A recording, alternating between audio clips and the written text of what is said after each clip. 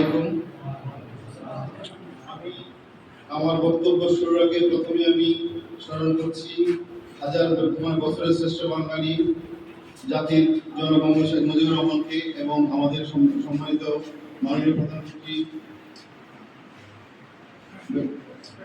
শেখ হাসিনা এবং আমার নেতা জনাব কায়সার আসলাম এমপি সাহেব, যিনি আমাকে এই গুরু দায়িত্ব দিয়ে এখানে পাঠিয়েছেন।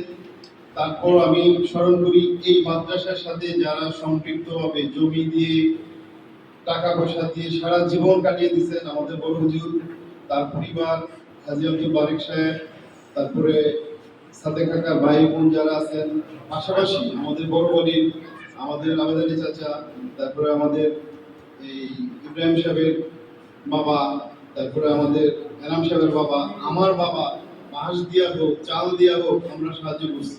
এবং আমার মরহুম আব্বার প্রতি আমার কৃতজ্ঞতা যে উনি এখানে অল্প করে হলেও উনি অবদান রেখেছেন। যাই হোক, আমি সবাইকে স্মরণ করে আমার বক্তব্য শুরু করছি। এই সাদিপুর মাদ্রাসা একটা ঐতিহ্যগত মাদ্রাসা। এখানে যদিও আমি পড়াশোনা করি নাই, কিন্তু প্রতি ঈদে আমরা নিকার নামাজ সারা জীবন পড়েছি। আমাদের হুজুর আমাদেরকে এখানে জামাতে এসে নামাজ পড়তে যে সৌহার্দ্যতা, আমরা এই মাদ্রাসাটা ছিল আমাদের 90 বছরের মাদ্রাসা, অনেক গর্বের। যখন আমাকে এমপি সাহেব ডেকে এই দায়িত্ব দিলেন, আমি কিন্তু রাজি হই নাই। সত্যিকার অর্থে আপনারা জানেন কিনা জানি না, এই পোস্টার প্রতি আমি কোনো লালায়িত ছিলাম না। আমি চিন্তা করছি যে এটা একটা মাদ্রাসা, পবিত্র জায়গা। আমার শরীরের শিহরণ দেখেছে যে এই মাদ্রাসার এত বড় দায়িত্ব আমার মতো সাধারণ মানুষ আমি কি পালন করতে পারবো? এমপি সাহেব আমাকে অভয় দিয়েছেন, উনি আমাকে সাহস যোগাইছেন। পাশাপাশি আমার সাথে যারা ছিলেন তারা সবাই আমাকে সাহস যোগাইছেন। না, এখানে আমরা যদি সৎভাবে চলি, আমরা যদি ভালোভাবে কাজ করি, আমার মধ্যে যদি সততা থাকে, আমার মধ্যে যদি ভালোবাসা থাকে, এটাকে যদি নিজের প্রতিষ্ঠান আমি মনে করি, তাহলে সম্ভব এটাকে সামনে দাঁড় করানো। এমপি সাহেবের সাথে আমার সেভারাল টাইমস এটা নিয়ে কথা হয়েছে, অজস্রবার। গতকালকেও ওনার সাথে 4 ঘন্টা কথা হয়েছে মাদ্রাসা নিয়ে। এই মাদ্রাসার উন্নয়নের জন্য, পড়াশোনাকে ভালো করার জন্য যতটুকু করা দরকার এমপি মহোদয় সেটা করবেন, উনি আমাকে আশ্বাস দিয়েছেন। পাশাপাশি আমি এই অ্যাসিউরটুকু আপনাদের করতে চাই যে এই মাদ্রাসা চলার জন্য, এই মাদ্রাসাকে ভালোভাবে একটা ভালো অবকাঠামো তৈরি করার জন্য সরকারি অনুদানের পাশাপাশি আমার যতটুকু সম্ভব যা লাগবে আমার জীবনের শেষ বিন্দু দিয়ে হলেও আমি করব। মাদ্রাসায় জড়াইছে, আপনারা আমাকে আনছেন, অনেক আশা করে আনছেন, এমপি মহোদয় আপনারা আনছেন।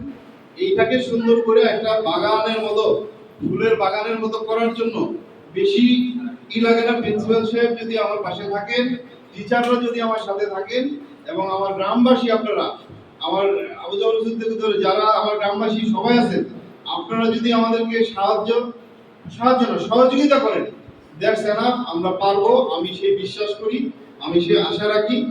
আপনাদের যেটুকু কাজ বাকি আছে, আপনাদের বাউন্ডারি দরকার, আপনাদের সুন্দর একটা শহীদ মিনার দরকার, আপনাদের এখানে এগুলো এই বিল্ডিংটা কমপ্লিট করা দরকার, কমপ্লিটটা করছে না, যে কন্ট্রাক্টর দীর্ঘদিন যাবত ফেলা রাখছে, আর একটা নতুন ভবন, এগুলো আমরা করতে পারবো।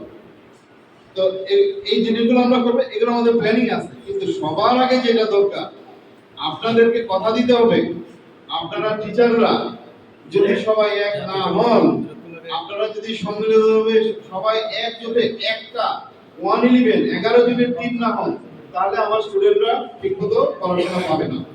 যেটা নাকি সাদিপুর স্কুলের মধ্যে নাই, যার জন্য সাদিপুর স্কুলটা আজকে 2টা ভাগে বিভক্ত এখন পর্যন্ত। তো ওই জিনিসটা যাতে এখানে না হয়, আমি সেই চেষ্টা করব। আপনারা আমার সাথে খোলামেলা কথা বলবেন। আমি এই গ্রামের সন্তান, আমি অতি সাধারণ চলাফেরা করি, আমার সাথে কথা বলতে আপনাদের কোনো দ্বিধা নাই। আমি আপনাদের পাশে থাকবো। যে কোনো সমস্যা ইস মাদ্রাসার স্বার্থে যা করা দরকার, আপনার টিম হয়ে যান, আপনাদের সাথে কথা বলবো, বসবো, একের অধিক মিটিং করব, প্রয়োজনে আমার ব্যবসার ক্ষতি করে আপনার সাথে মিটিং করব, কোনো অসুবিধা নাই। আল্লাহ যা দিয়েছে যদি আমার সন্তানরা চলে ফিরে খেতে পারবে। আমি মাদ্রাসার আগামী 2 বছরে আমার শ্রদ্ধেয় সাবেক সভাপতি সাহেব, আমার মামা, উনি বলেছেন ফাজিল কেন হয় নাই সেটা আমি নিজেও জানি না, কেন 90 ইয়ার্সের মতো হয় নাই। এমপি সাহেবের সাথে এবং আমাদের সাথে আরো মন্ত্রণালয়ের কিছু লোকজন আছে, আমাদের সাথে আমাদের ডিজি মহোদয় আছে, মন্ত্রী মহোদয়, ওই পর্যন্ত তো আমরা যেতে পারি, ওই অ্যাক্সেসটুকু আমাদের আছে। যেহেতু এই অ্যাক্সেসটুকু আছে, আমাদের দরকার এমপির একটা ডিউ লেটারটা নিয়ে আমরা তদবিরটা করলে এটা পাওয়াটা একটা সময়ের ব্যাপার। এমপি সাহেব এখানে আসবেন, আপনাদের সে দিক নির্দেশমূলক আপনাদেরকে বক্তব্য দিবেন, আপনাদের যা যা চাওয়া আপনারা চাবেন, বাকি কাজটুকু এমপি কে নিয়ে আমার সামনে করা ওই বাকি কাজটুকু আমার, ওনাকে কিভাবে করাইতে হবে এটার পিছনে লেগে থাকতে হবে, সেই কাজটুকু আমি করব। কারণ আপনাদের যদি আরো কিছু চাওয়ার থাকে আপনারা অনেক কিছু চাইছেন বলছেন, আমি এটা নিয়ে গত 7 দিন যাবত অনেক চিন্তা করতেছি। যেদিন এমপি সাহেব আমাকে বললেন যে আপনি এটাতে থাকেন, কাজে এটা নিয়ে আমি অনেক চিন্তা করতেছি, যাতে একটা টিম হয়ে আমরা বাকি দিনগুলোতে কাজ করতে পারি। এবং যারা আছেন আমাদের সাথে সবাই এই স্বতঃস্ফূর্ত যেভাবে আসছেন, এইভাবে সবসময় আসবেন, সবসময় আমাদেরকে উৎসাহ দিবেন, আমাদেরকে পরামর্শ দিবেন কি করলে ভালো হয়। আমরা এখানে দলাদলি চাই না, কোন্দল চাই না, ভালোবাসার সহিত আমরা এই মাদ্রাসা পরিচালনা করব, ভালো রেজাল্ট আনবো, যাতে আমাদের সন্তানদের রেজাল্ট ভালো হয়, এই চিন্তা আমরা করব। আর এখানে যারা আপনার টিচার আছেন, আমি 80% চিনি, হয়তো 20% চিনি না।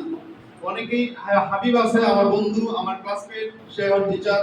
এখানে আমাদের গ্রামের, আমাদের বাড়ির অনেকে আছে, আমার কাশেম ভাইয়ের মিলে যারা আছেন, আবু মান্নান সাহেব, সবাই আমাদের নিজেদের লোক। এখানে টিম হবে না কেন? আমি বিশ্বাস করি টিম তো অলরেডি হয়েই আছে। দলাদলিটা এটা যা হওয়ার গেছে কিছু জানি না, আমি এটা নিয়ে কথা বলবো না। কাজেই আমি চাই যে আপনারা সবাই ভালোভাবে একসাথে একটা টিমে চলবেন, একসাথে এক প্লেটে আমরা খাবো, সামনের দিনগুলো আগাবো। বিগত দিনের সভাপতি কি করছে, বিগত দিনের এই